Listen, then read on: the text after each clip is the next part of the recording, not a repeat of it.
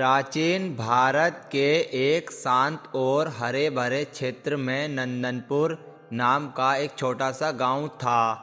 चारों ओर बरगद, पीपल, अर्जुन और आम के घने पेड़ गांव को ठंडी छाया देते थे। सुबह सुबह कच्ची पगडंडी पर बच्चों के पैरों से धूल उड़ती थी।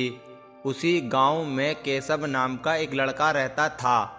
दुबला पतला शरीर, साधारण कपड़े, लेकिन आंखों में सीखने की चमक थी। केशव बहुत गरीब था और उसके पास पढ़ने के साधन नहीं थे। उसके पिता खेतों में मजदूरी करते थे। उसकी माँ मिट्टी के दिए बनाती थी। गांव के बाकी बच्चे लकड़ी की तख्ती पर लिखते थे। केशव जमीन पर उंगली से अक्षर बनाता था। एक दिन गांव में एक फेरी वाला तख्तियां बेचने आया।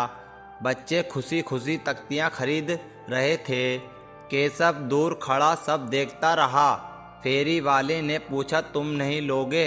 केशव ने कहा, मेरे पास कुछ नहीं है। उस दिन केशव उदास होकर घर लौटा। माँ ने उसकी आंखों में दर्द देख लिया।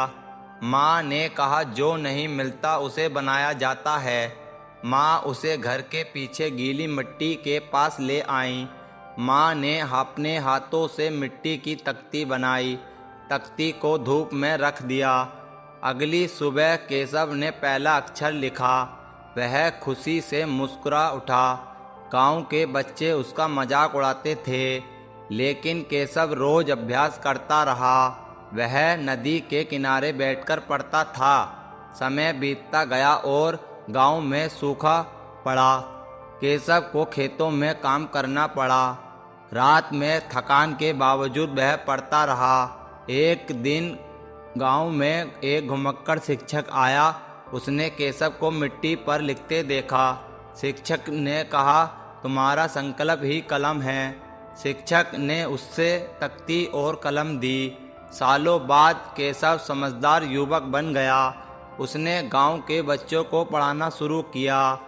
पेड़ के नीचे मिट्टी की तख्ती से पढ़ाई होती थी। केशव गांव का पहला शिक्षक बन गया। कहानी सिखाती है, साधन नहीं संकल्प सबसे बड़ी शक्ति है।